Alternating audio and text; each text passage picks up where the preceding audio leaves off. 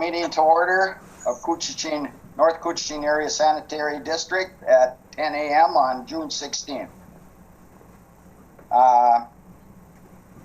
In the audience, the only one other than board members is Darcy, it looks like. Yep, okay. All right, any additions or deletions to the agenda? Darcy's a board member. Darcy's not a board member. Darcy's not a board member. No, Darcy, no. Yes. She doesn't I feel. was thinking the same thing. Darcy's a board member? No. I know. It's just like, Okay, no additions and deletions. I will ask for a motion to accept the proposed agenda. So moved. Don, you're on mute. Don is on mute. Okay, Roger's on mute. okay. So if you want to join in, you have to. Unmute. If you want to talk, if you're not talking, that's fine. So John has made the motion. Do you have a second? Yeah. Second by Don? yep. Okay. All right. Let's do a roll call. We'll start with Crystal Clance today. Yes. Don Billig, Yes. Brian Briggs, Don, John Bruggeman, Yes. Roger Jackson, Present. Robert Thompson, Yes. and Walt Buller. Yes. Okay. Next, let's look at the minutes from May 19th of our board. And when you're ready, I'll accept a motion to accept those. So I would so move. Don Billick. Don Billig made the motion. I'll second. Sounds like Roger. Roger seconded it, if I'm right. Right. Okay. Okay, we'll do a roll vote. Crystal Clance, Yes. Don Billig, Yes. John Bruggeman. You know what? Oh boy. Uh-oh. Meeting minutes, there's 2 copies of that now. Are they the same? On my electronic copies, May 19th, 2020. Well, Oh, maybe you didn't get the East Cooch ones then. yeah, that could be. Oh, wait a minute. It's 2 pages then, right? It's 3 pages. Oh, okay, okay. All right. Okay, yes. All right, Roger Jackson, Yes. Robert Thompson, Yes. Walt Buller, Yes. and I forgot to vote last time. I vote yes. Okay. All right, then we have the April 29th East Cooch minutes, and that's there just for our information. So let's move right into disbursements. June disbursements of $90,548.23, including blanket authorizations. We have a motion to accept those. So moved to accept. Don's made the motion. Second. Crystal Second. seconded. Crystal did? Yes. Okay. All right, any discussion?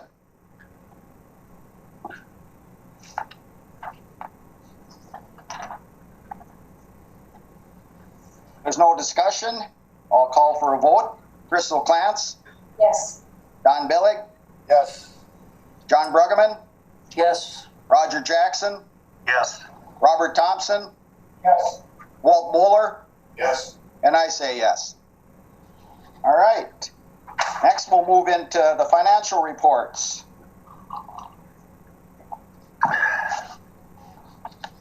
Make a motion. Someone would like to make a motion on those? I have just a couple comments, Terry, Okay. if I may. Oh, you betcha. Okay, under the income, account number 332, the capital improvement fund, Yes. it says $731. Actually, in that account, we have $137,731. So it's a difference of 50,000, not the 187,000. Which which one is that? I can't find that for some reason. On the first page, Are you income expense or budget versus actual? budget versus actual. Oh, okay, all right. Sorry. And it was 3, which was the number on that one again? It's 137, 731. Okay. All right, thank you. Okay, I got Mr. LePage coming to my house, so I'm just gonna tell him to be quiet. I'll be right back. Good luck with that. Keeping them quiet. All right. I'm on a meeting, so we gotta be quiet. 10 o'clock. I'm sorry, you guys, but he's kind of a loud son of a gun, so I just told him to keep it down. I have to All put right. down his audience. 10 o'clock. You want to come say hi to everybody? I'm sorry. All right. Right. Here we go. Anything else on financial reports? I just got a question about item 477, I believe it is, 477. And it's a depreciation for an instrumentation. There's a depreciation now, which I forgot which report that was on. I think that's on the The number, Income account exp- 473, that could be it. depreciation of equipment. Yeah, right. Now, are we charging off depreciation on stuff, or? The auditors do. The auditors do that. Oh, okay. Then, but that's for just that account. It's not for like vehicle accounts or any. We aren't charging depreciation on anything else, then, right? Not that I'm aware of. Okay. Yeah. All right. I just don't see the rationale for charging it depreciation on one item and not on others. You know that Right. certainly depreciate, but okay, we'll let the auditors worry about that one. Huh? Yeah, I'm not even sure that account needs to be in there. Okay, well, the auditors, I believe, put it in, and if you have depreciation questions, now is the time to address because they're in the middle of our audit right now.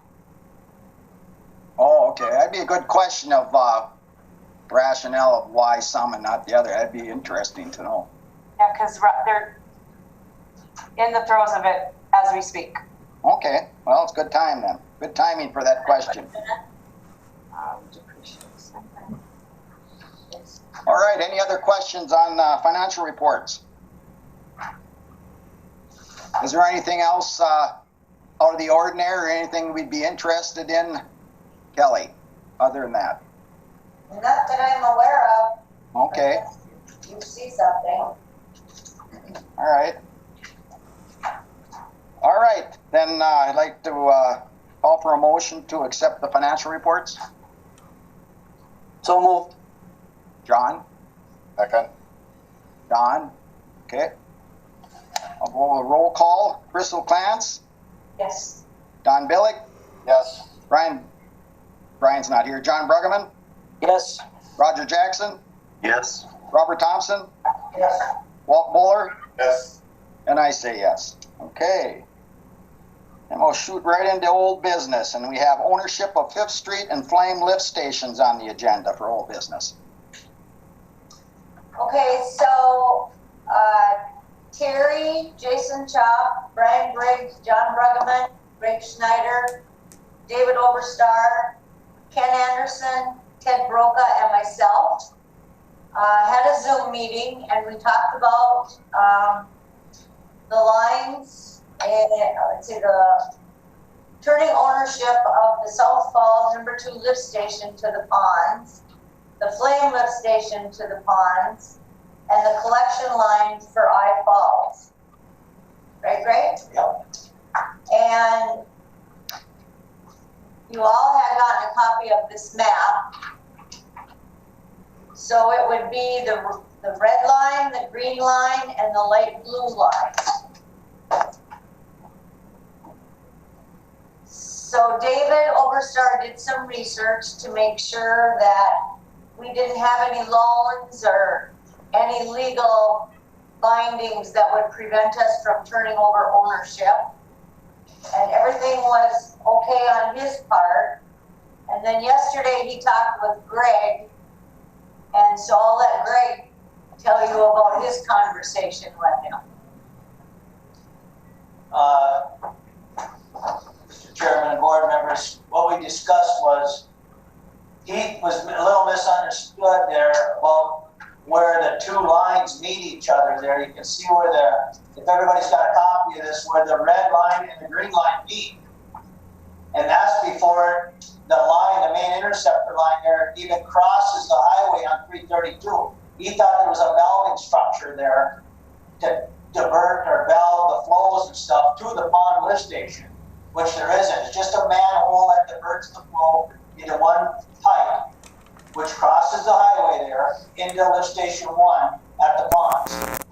And obviously we want to keep ownership of Salt Falls lift station 1 at the ponds, because we do billing off of that. We use that meter and stuff there, that lift station and the flow meter, to bill the city for their incoming flow from that section of town. As far as the flame lift station and the red line, we see no reason why we should turn that over. Also, the green line down 15th Street, we didn't see no reason why not, we should turn that over. And the light blue line. Obviously, we discussed a valving structure that was at the corner of the light blue line here. And years ago was used because it was two separate cities, but now he feels that with just International Falls, one city, that we should turn that over also, and I'm in agreement with him there. There is a valve structure there that we talked about that we can divert, or they'd be able to send more water to the ponds, and we'd have to just keep an eye on that closer, but obviously it's being metered. That's what we discussed. And he was in agreement with that too. We would still own the dark blue line, the main interceptor coming through town, and the purple line coming out of the ponds. Okay. Anybody have any questions on that? No. Okay, I've got here, after going through this, Overstar's made some recommendations for, if you look at that one letter, and he's got items A, B, C, etc. It should be in the packet for the meeting. And he recommends changes somewhat for items B, C, D, E, and J, from what I read it, Greg.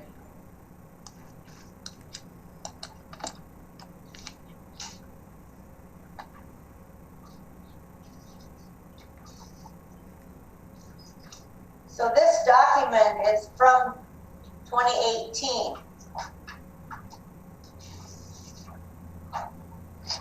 The one I'm talking about? Yeah. Kelly? Yes. So I don't know if he'd be refreshing this. Oh, yeah, I see that. Oh, I didn't see that before now. I mean, I agree with the stuff that he's already said in 2018.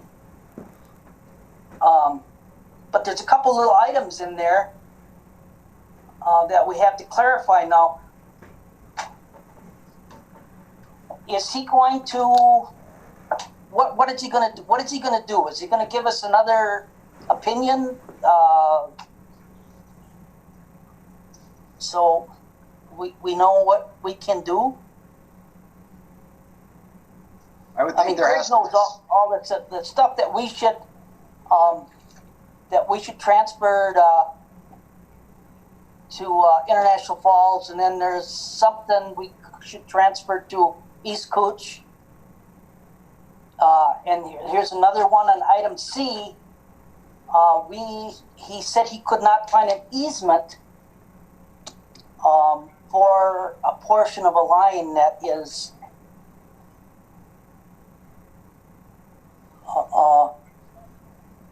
in an interceptor, there is one parcel of private land for which an easement has not been located. So, I mean, we've had that kind of thing complicate things in the past. So, is there something that's going to be written up for us to sign over those lines to I Falls? And if it is, we should make sure everything that was from that 2018 letter has been covered. Yeah, I agree with that, Mr. Bruggeman. I'm sure he'll draw up, a new document if the board decides to move ahead with this, so. Okay. And remind him and if he could go over some of those old concerns, that'd be great too, to make sure we don't miss anything. Yep. Okay. I think he understands the problem and he's figured out a way to fix it. I trust him. I think he's done some good work here. Yeah. So. Yeah, I do too. And once he gets us a document, I can certainly share that with the board before we send it over to I Falls and, get the necessary signatures and stuff. And maybe you could ask him about this one where he could not find the easement in. Which one is that on, John? That's item C. Item C, line from ponds to EQ basin. And it's the last sentence in that paragraph. And it says there's one parcel of private land for which an easement has not been located. Okay.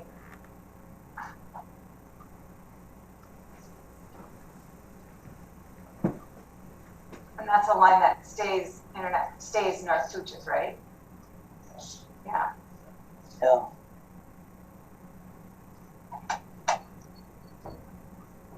Okay, so what we're asking today, do we want a formal approval of what is stated in the agenda here? Or do we want to get this written up and then formally approve the whole thing by the board? Yeah. I'll make that motion. Which one? The one you just made. Well, I asked, should we, okay, so you would like to see it once it's all written out to come to the board for approval? Yeah, okay. right. So we can take legal action or whatever. Okay. All right. Motion was made. Can I get a motion, I guess? And that was by Mr. Bruggeman. Now, second, please. Second. Crystal. Crystal. Second. Okay, second. All right. Let's go over to the vote. Crystal Clance. Yes. Don Billig. Yes. John Bruggeman. Yes. Roger Jackson. Yes. Robert Thompson. Yes. Walt Bowler. Yes. And I say yes. Okay. Sounds good. Could we read that motion back to me one more time? I'm a little unclear with what the direction I need to be taking it. I think what I'm getting from John's motion and seconded by council is to have the documents presented to the North Board prior to being sent to International Falls. Is that correct, John? Yeah. Yeah, or maybe he wants to write the motion and, that'll drag things out again. But I think he understands what we're looking for. We just want to have something in the record that said that we took action on this. On everything, Yeah. Do I want to say the documents prepared by Overstar presented to the board? Yes. Yeah. Okay. With reference to May 14th, 2018 document from Overstar, to make sure that's all covered, yeah. Okay, thank you. Yep. All right. There's no more questions on that. Let's move to staff and committee reports. Operators report. All right, Mr. Chairman and board members, the lighting, just the first thing I got here is that lighting panel that we purchased for the meter house at the ponds. That has been installed and that's completed. We assisted Canada Electric with that. We got that all mounted and rewired, so that's up and working now. And last time I mentioned about our toxicity testing that we were going to start. We started that again yesterday. We had a glitch in there where we iced everything down a week and a half ago, and we sent it in. We get a phone call from Pace, and it did not meet the temperature that it's supposed to meet. And we sent that overnight, and they called us and told us that it didn't meet the temperature that you have to meet in order to run this test. So we started it again yesterday, and we have 2 great big coolers that we had to send down. The river water, big samples out of the river and our effluent.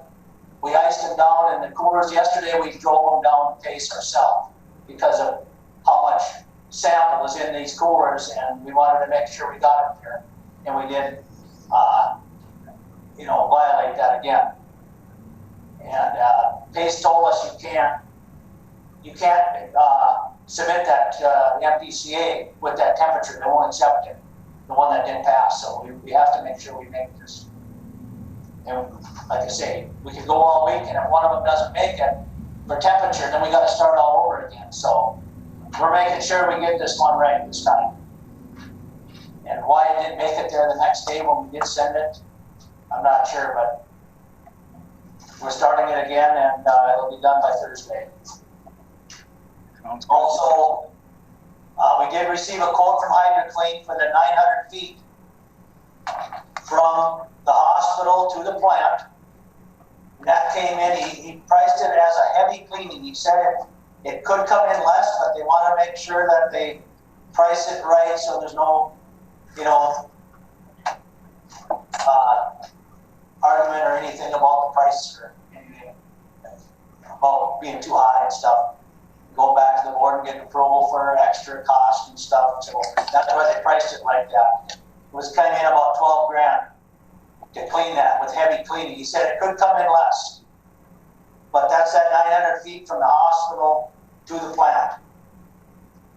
And so that's something for us to think about if we want to get that cleaned eventually. They will be up here toward the end of summer to do a bunch of work for the city, the cleaning crew. So we could possibly do it then, or we could wait till we can afford it and budget it right and do it then. But I thought I'd bring that to your attention. Also, the digester cleaning. We will be starting to clean the primary digester next Tuesday. They're coming on Monday. And they're going to start cleaning the primary digester on Tuesday. Right now, we've got everything diverted over to our secondary digester and stuff. We're just going through the process of diverting all our clarifiers, sludge pumps and stuff to the other digester, to the secondary digester.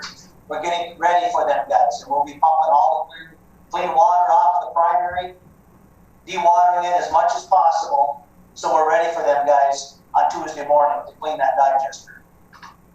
So we've gone through all the procedures to get ready for them, and we'll be doing that through the rest of this week. We've got to let that digester, the primary, settle now for 2 days, because that's being mixed all the time. So we'll let that settle out, pump the water off of it, and we're just going through procedures to be ready for them. But next Tuesday, they are going to start cleaning that primary digester, and we'll be hauling that debris to the ponds. Mr. Chairman, that's 900 feet. Would we save any money by doing the 900 feet at the same time as we're doing a digester cleaning? They're right next to each other. Yeah, I asked him about that. He said, no, the crew that does the cleaning for the lines, they won't be here.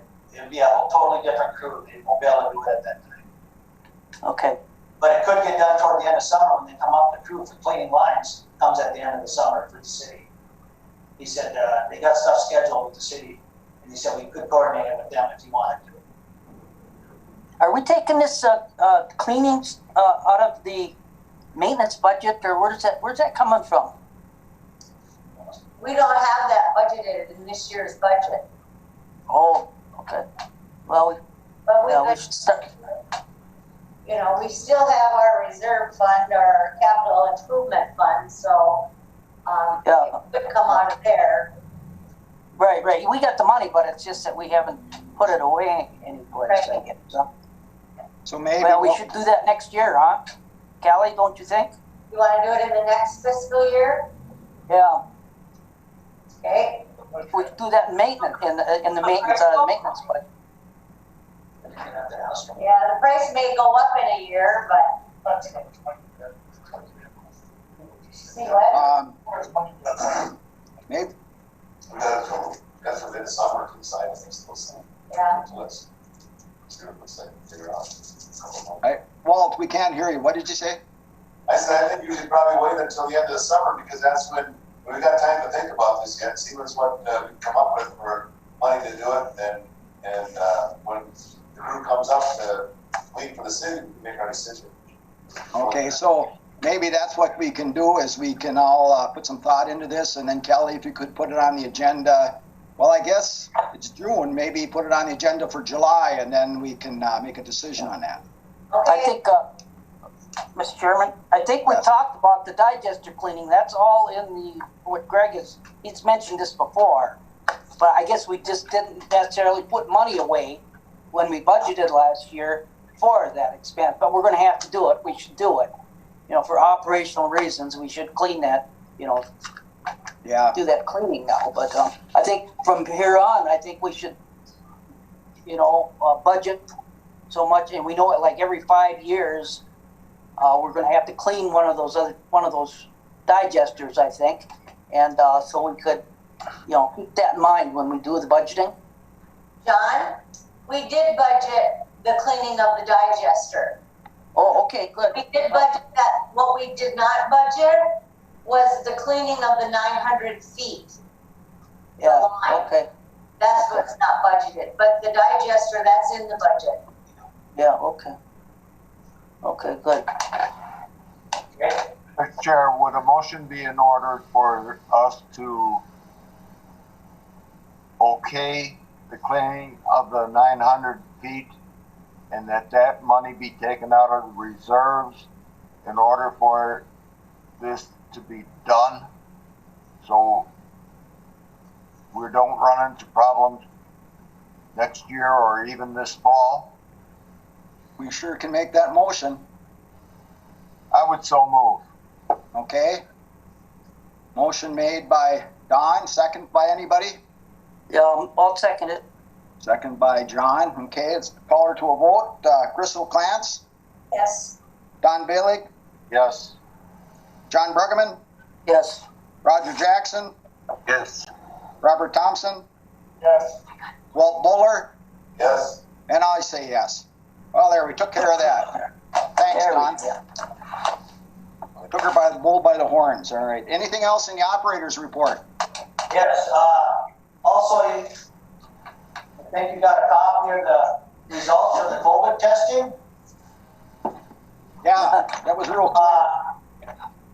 We just Yeah, that was discussed it the other day. Yeah, You see that? yeah. We've been testing every week, and as of June 1st, we're gonna do it every 2 weeks. They recommended sending a sample every 2 weeks, so that's what we're gonna do. But it was interesting to look at this because our first test, it was 15 entities that submitted a sample. And then in the 18th, it was 19 communities. The 26th, it was another 19 communities. And you can see how we rate. The first one, we were number 5 out of 15 communities that submitted a sample. That means that the lower the number, the more COVID they detected. So if we were number 1 there, we were the highest out of 15 communities. But we were number 5 on that one. And then we were number 10, number 11. And then you notice that there was only 8 communities that submitted a sample on June 1st, and we were number 6. And you can see how it, on the graph, it started to go down, and we were looking at that. We were just thinking it might have been that we had rain and we had dilution, so it's possible that's why it was lower, start dropping. But now we just sent a sample in yesterday, and we'll see what comes back on the next 4 results, if that's how they're going to send them to us. Every 4th see how they come back again.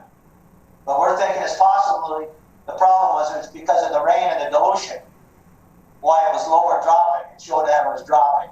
But only 8 communities submitted on the first, so we'll see what happens next time. But it's interesting. Would you explain to us that first page there, how it goes primary to DA and how that all works? Oh, what? Could you explain that to us, how all that diagram?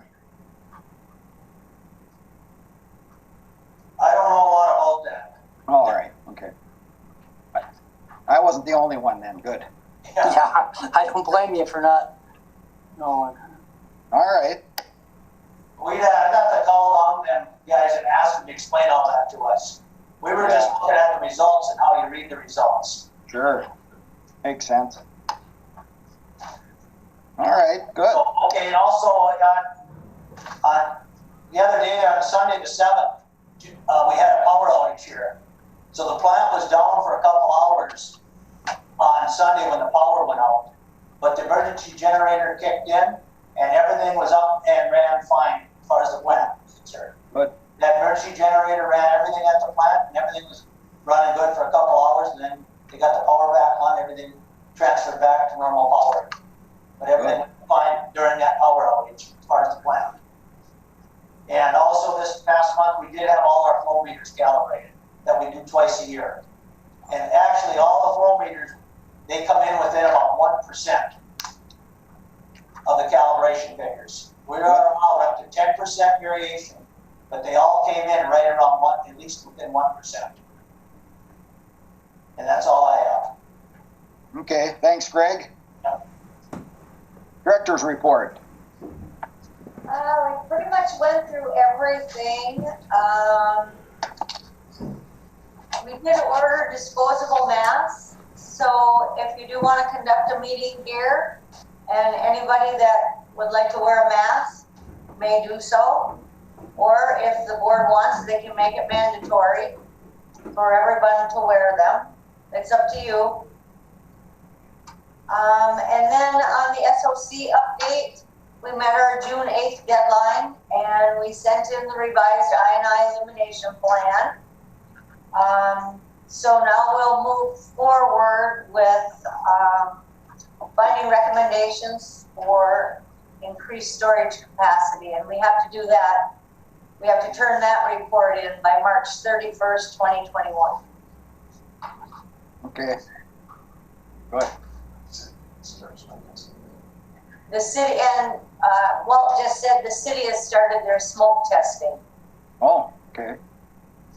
So we got the city's plan, we've got Rainier's plan, and East Koochiching's plans. Good. So, other than that, that's all I have. Any questions for the director? I have one question on this power outage, Greg. What was the cause of the power outage? I never did hear. There was a tree went down on Shorewood Drive. It was. Okay, thank you. All right, new business and North Cooch, East Cooch Service Agreement for 2020.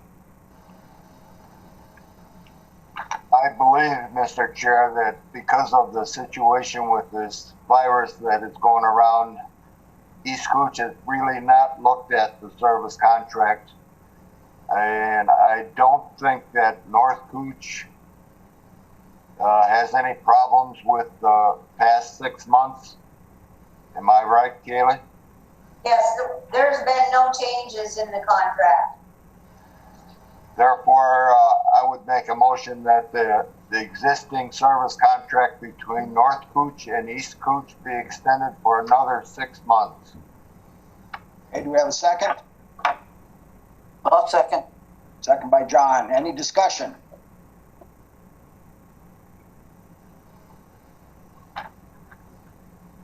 Not any discussion. I'll call for a vote. Bristol Clance?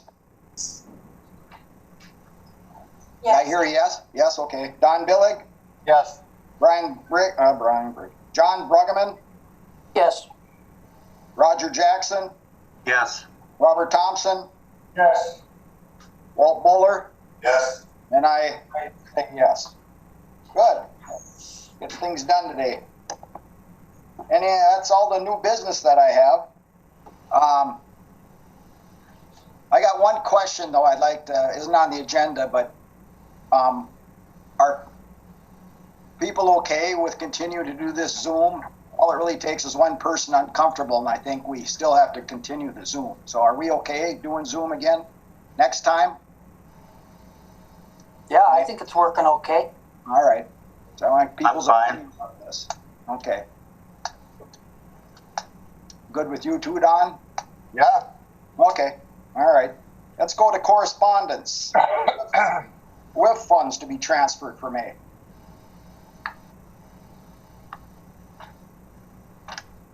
In the amount of $15,336. All right. We don't need a motion. Do we need I don't remember if we vote on that or not. No. Just information. Okay. Is there anything else for the good of the order?